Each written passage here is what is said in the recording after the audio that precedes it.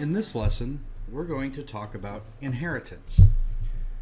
Previously, when we discussed classes, we built a class called dog. A dog had properties and fields. A dog had methods. So for instance, we could describe a dog through a name, a breed, or a height. And a dog could do things like greet you or wag its tail. Inheritance allows you to describe a class that is common for multiple things. So for instance, what is a dog? A dog is an animal. What are also animals? Cows, cats, people. And instead of having to create properties or fields or methods that are not unique but are shared across multiple things, you can create a base class that can be used or inherited by multiple classes. So for instance, all of these animals can have a greeting. A person can go hi, a cow can go moo, a dog can go woof, and a cat can ignore you. So I will show you in this lesson how to create classes that can be inherited and how you can override methods or properties to create custom actions instead of using the default inherited values. We'll also discuss how to access members of a base class or the class that uses the base class using the keywords base and this. So let's start off by building a class called animal.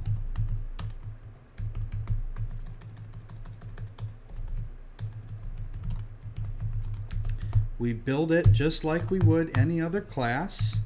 We can have fields, properties,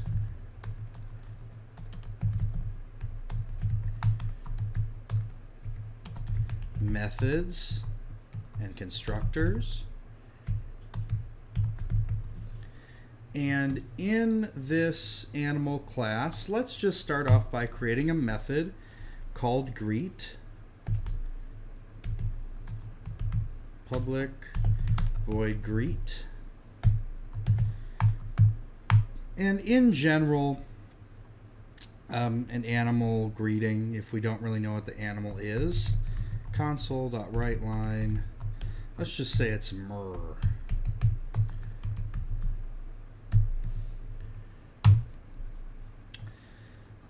So we can, this is just a normal class, so if we were in our main method, we could create an instance of animal,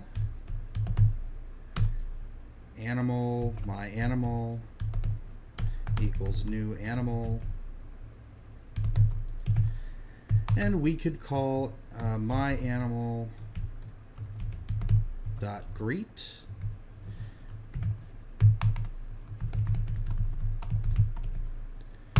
And if we run this application, you see on the screen it shows myrrh. So we'll go ahead and close that application. So again, we said that a dog was an animal, a cat was an animal, a moo cow was an animal. So what we can do is create new animals that inherit off of the base class animal in order to take a set of default members. So we can inherit properties or methods, and we can use those in superclasses. So here we'll create a public class dog that inherits from animal.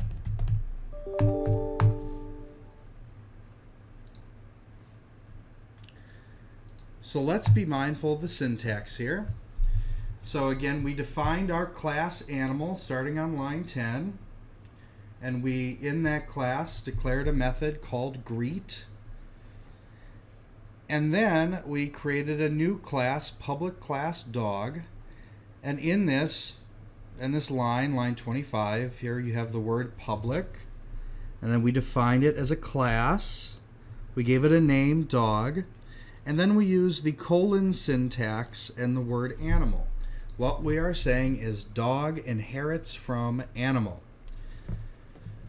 If we go back to our main method, we can then, let's get rid of our instance of animal, and let's call the dog, let's create an instance of the dog class, dog, my dog, equals new dog. And we can then call my dog dot greet.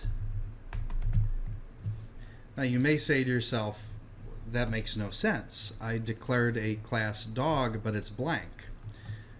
Well, because we inherited from the animal class, we are inheriting all of its methods or fields or properties or constructors that are at least public or protected in their protection level.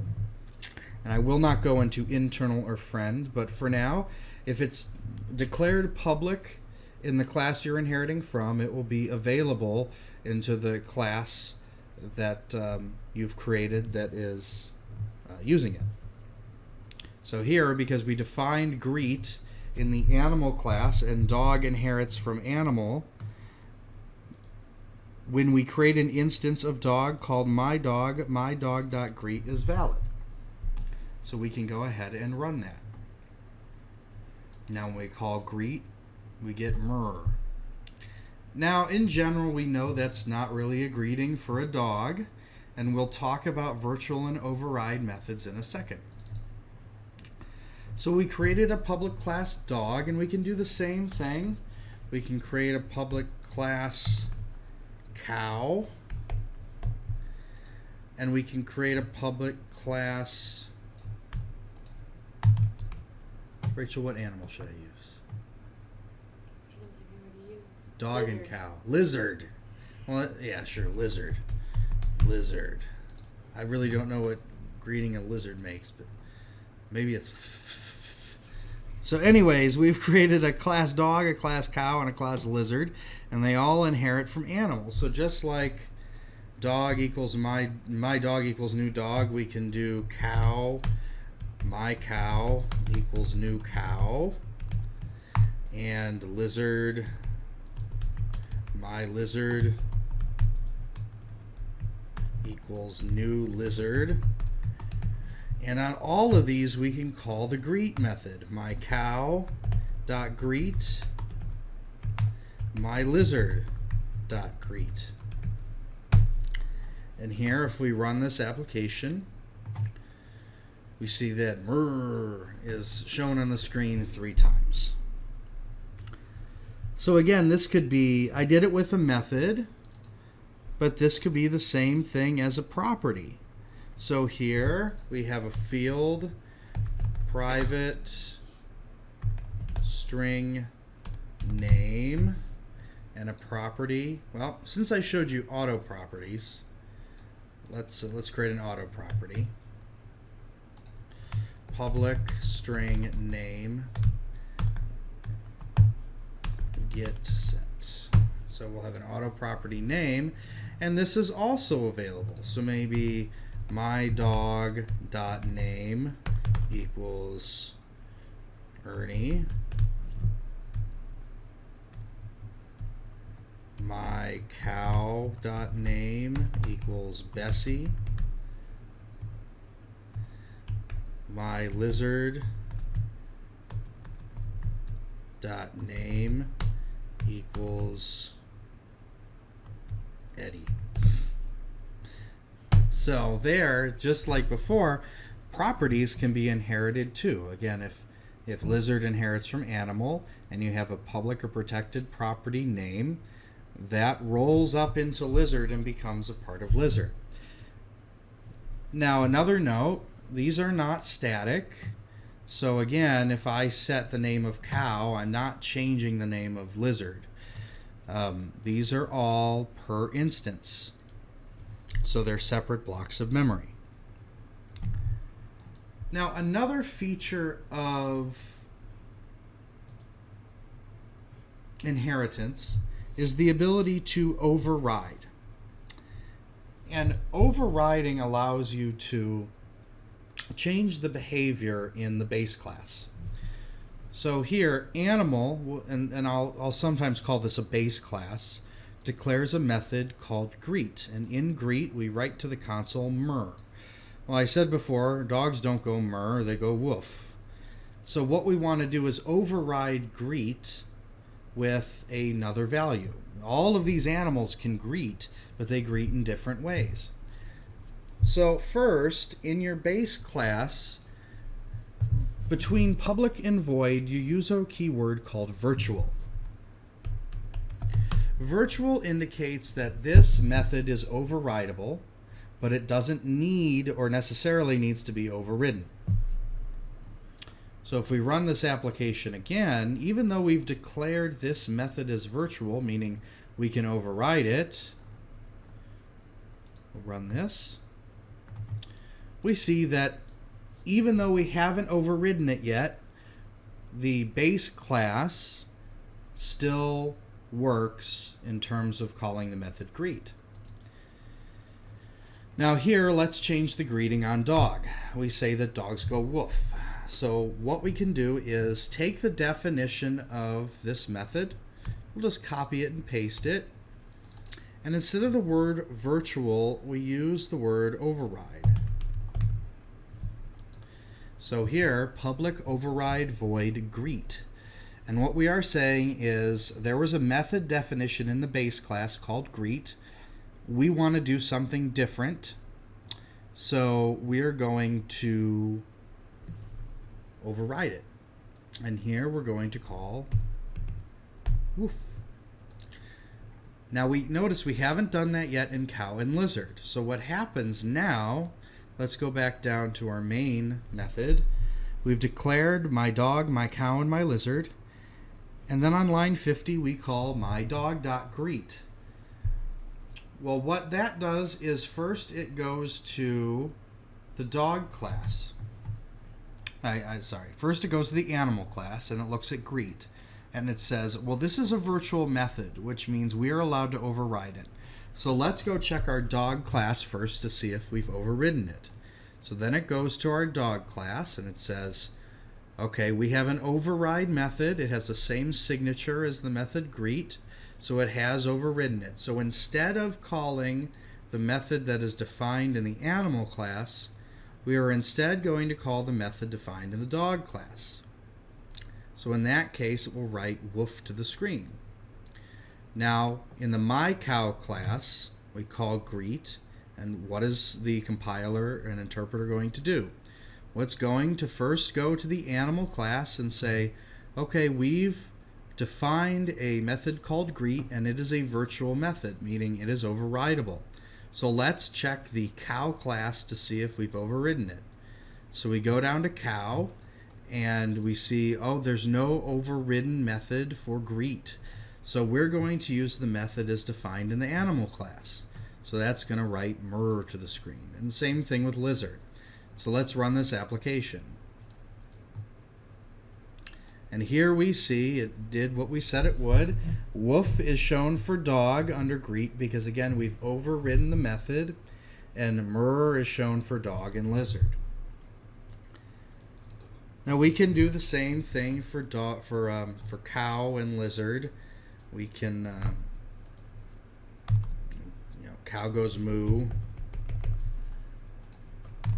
and lizard goes, I don't know, p f f f t t t f something. So we'll run that again, and we see that each animal now has a greeting that is unique to that animal. Now let's say a lizard also or cow goes moo and murr, and let's say we also want to call the greet method on the base class. Well, you have access to call any method or access any member on the base class as long as it is accessible by the class that is inheriting it through the keyword base. So if we want the cow to go moo and murr, in greet, we can simply use the base keyword, base dot greet. So what's going to happen? When we call the overridden method on cow, the very first thing it's going to do, we're calling base.greet, which says, hey, take a look at my base class and call the greet method. So it's going to run up to here, show mur on the screen, and then show moo.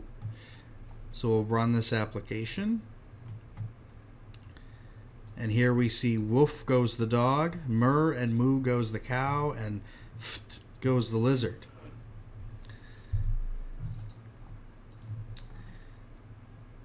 Let's talk about constructors for a second. If you remember from our original discussion on constructors, we used the this keyword if we wanted to call multiple constructors. Just like we use the base dot syntax here and the this dot syntax when we talked about classes, we can use the base syntax for constructors as well. So maybe we have a auto property name here, and let's say we have a constructor on animal, public animal, and we set the initial name to be Mr. Animal. So if you don't set a name to Mr. Animal's name is Mr. Animal. So we can go down here and let's say we're not going to set the cow's name. The cow's name is no longer Bessie, and let's show we're not going to work with greetings anymore. Let's show to the user what the cow's name is. Console.writeLine. My cow's name is my cow.name. There we go. So let's run this. My cow's name is Mr. Animal. So there, as you can see, we have inherited the constructor from animal. Now let's say we created our own constructor on cow. Public cow.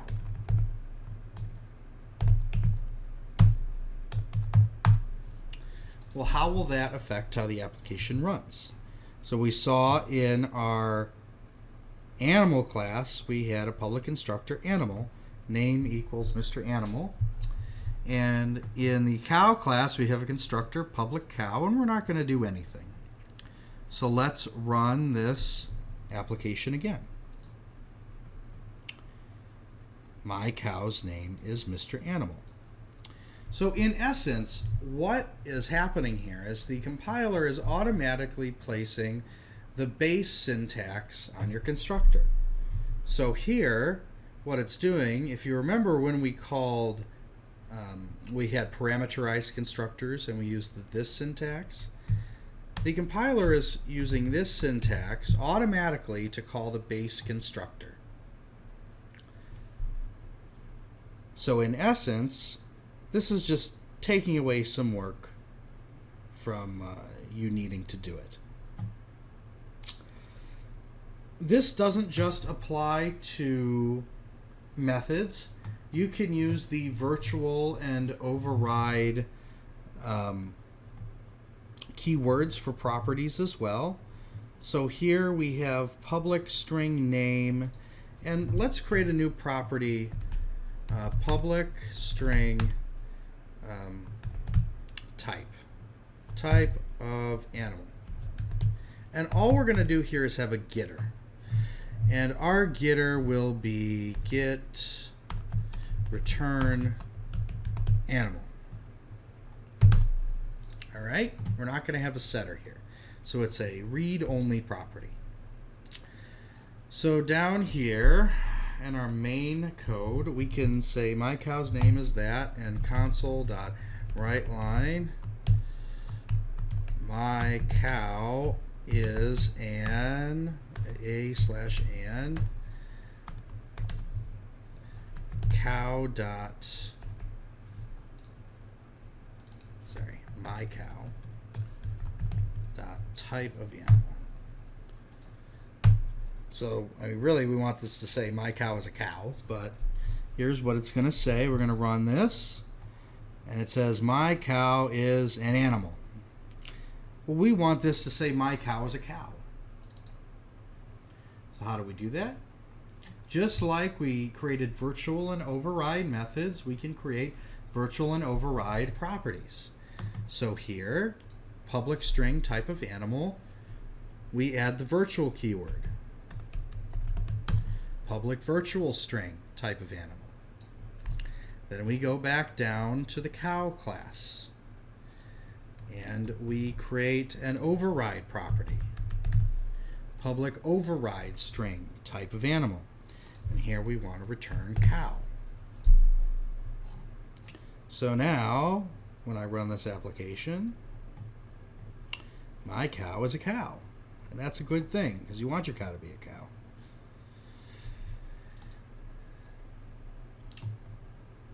We've got a lot of code here, so I'm going to get rid of some of it so we can focus on something important. So we're going to get rid of lizard and cow and just focus on dog for a second. So we have dog, my dog equals new dog. And we have a constructor and type of animal. And we used an auto property before. But let's talk about name for a second. So we had an auto property for name. Let's turn this back into a field. So string name equals, string name. And then here, we're not going to use an auto property anymore. Return name. Set name equals value. So we had talked about protection levels and visibility before. And this is important because when you inherit from a base class, fields and certain items are automatically protected. So in our dog class, let's say we wanted to say, woof, my name is name. My name is, and we were going to use string interpolation to display the name of the dog. And we try to use name. You see it autocorrect to the property. If we use lowercase name here, we get an error. Animal.name, lowercase n, we're trying to access the field, not the property, is inaccessible due to its protection level. So what this means is string.name, if you remember from last week, I said by default, this is really private string.name. Meaning, this is only accessible by this class right here, class animal. Even if dog inherits from animal, it cannot access the name field. It can access the public property of name, but it can't access the field. If we set this to public, then we have another problem because, again, you should never edit fields outside of the class. But we can then do that. We can call my dog in the main method .name, and now we have access to the field. Here we can use a different protection level called protected. So here, protected string name. And what that means is if we try to access the field my dog through the main method, it's inaccessible. We can only access the corresponding property. However, in the dog class, which inherits from the base class animal, we can access name. So the protected protection level or visibility level allows you to access a class member if it's within a chain of inheritance. That way, you don't expose the field outside of that chain, but you still allow classes inheriting from another class to use those fields. So again, private will only allow you to access a class member within the class itself. Public allows you to access it everywhere, but protected limits that access to the chain. So that in a nutshell is class inheritance. There's a lot more nuances to inheritance, especially as you get into the difference between inheritance and abstract classes. But this will overall save you time as you create common base classes that can be shared across multiple objects that have the same or similar properties or methods.